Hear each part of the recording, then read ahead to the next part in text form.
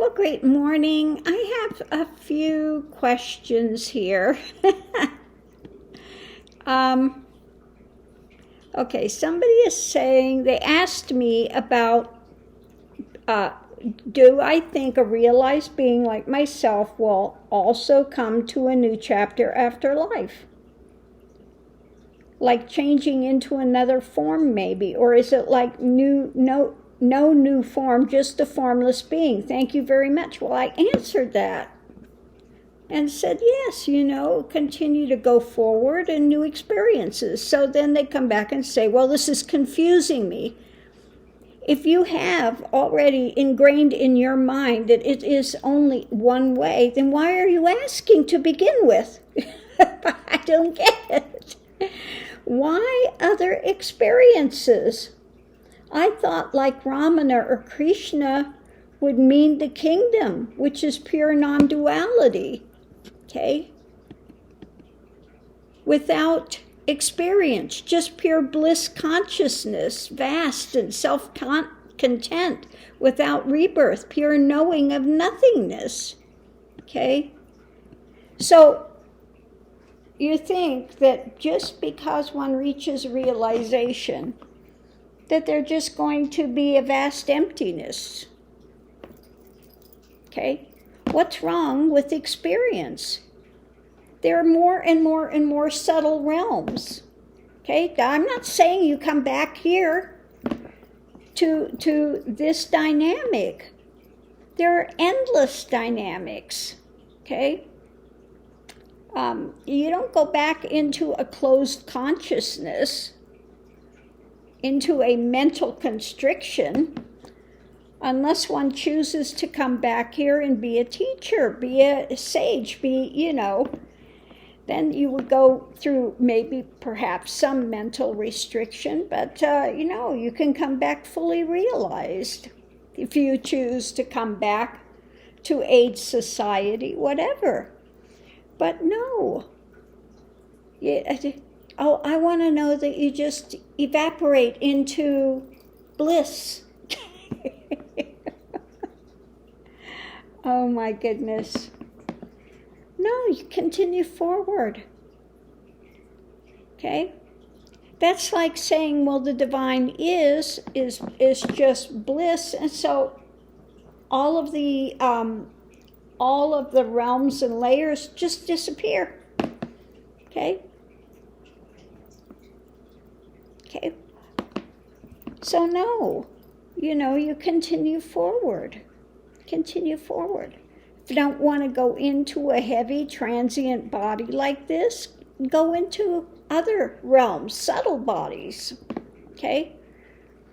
But part of the thing is, why does the divine is project out to begin with? For experience. Okay? So there's nothing wrong with experience. But yes, one is in a different level of consciousness. Okay? So, I understand this comes from an ideation of liberation, and you want to understand bliss consciousness. Well, that remains, okay? But doesn't mean that all of a sudden there's no more experience, no more realms. Look at how much of the universe there is, for Pete's sakes. So yeah, this is one of the lowest levels down where we're at in this transient. There are much more higher levels, okay? So yeah, you go forward. One goes forward. Okay, so I think that, a lot of times, like Krishna says that he goes into more of the thing of non-duality, but it doesn't mean that one doesn't come. Why did Krishna come? Okay, why did any of the sages come? Divine beings come, okay? Why didn't they stay in just consciousness bliss in without form? Okay, Ask yourself that. Okay. So yeah, one just continues forward into the next level and layer. You can reach the point where you don't have to go. You're not compelled to go. But, this idea that you just all of a sudden, there's no form. I'm just going to be in the consciousness and bliss. Okay? But I'm telling you, when you get to realization and everything dismantles, you haven't experienced that. Okay? So you've got some sort of a prejudged ideation about what it is. Realization takes place, and yes, one is in that consciousness bliss of that knowing. That doesn't mean that automatically one throws aside the transient. It's part of it as well. Okay, you have the eternal, that's unchanging, and then you have the transitory. Okay? Why do you go out and dance, or why do you paint, or why do you enjoy it? It's enjoyable. You think it's consciousness and bliss that precludes any transient experience? Why did Sankaracharya, why did he write the ode to Shakti at the end? Okay, one of the first Advaita proponents, and towards the end of the life wrote the ode to Shakti, the transient experience as well. So you want to say you get to realization, and then you just be the linga, but the yoni gets thrown out. Okay? I'm just going to be absorbed back into the linga, and the yoni gets thrown out. The transient,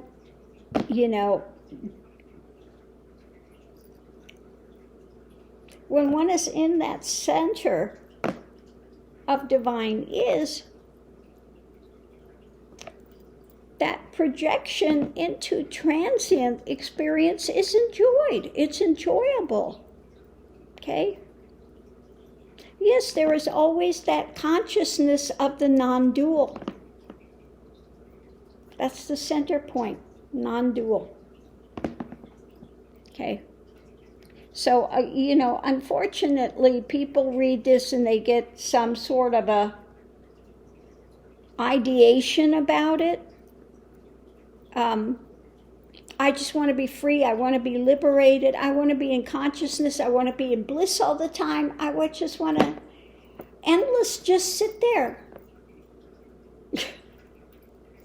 with no experience, no nothing.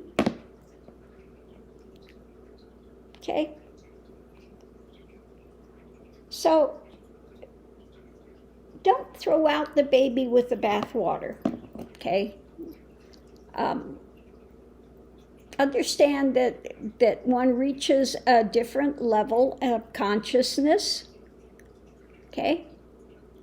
And one can be in the transient experience and be in the realm of non-duality, okay? That mental space remains of consciousness of non-duality.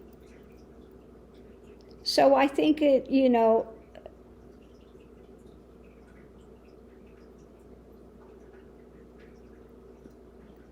yeah, just, oh, mercy. Just these misunderstandings of what's being said. Okay, what's being said. That's like, some people think that when one gets to realization, you're just going to sit there on a rock and contemplate your navel forever. Okay? No. Or you get to realization, and if you spend X amount of days in it, you're just going to leave the form. Did Ramana leave the form? No. No realized being just leaves the form. If that was the end of it, just leave the form. Okay? Now, there was not Nisargadatta, it was, I'm so bad with names, I just really am. Nityananda, the Avadut. I'm not talking about the Scamananda. I'm talking about Nityananda. That was an Avadut. He left the body by his own will. Why? Because he said that I came here and what I want to give, nobody wants it. It's just gimme, gimme, gimme, gimme, gimme. Everybody's an ego. Gimme this, gimme that, gimme that. And he left the form. Okay? But, why then didn't Ramana leave the form? Okay? So again, there's these ideations about it which are not fully understood. Why did Ramana remain? Why did other sages remain? Okay? Because part of it's the transient experience. A liberated being is enjoying the transient. That's again why Sankaracharya at the end wrote the Ode to Shakti, because that's part of it as well. Yes, one lives in the consciousness of non-duality, but that doesn't throw out or lessen the transient. Okay? So, I hope this helps to explain it a bit.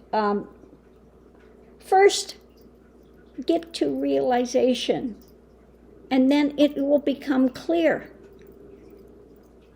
But people want to try to limit everything, put it in this box of ideations,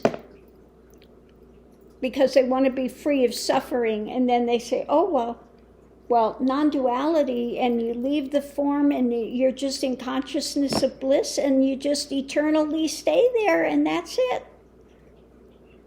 Well, what is ultimately blissful about no experience? Okay?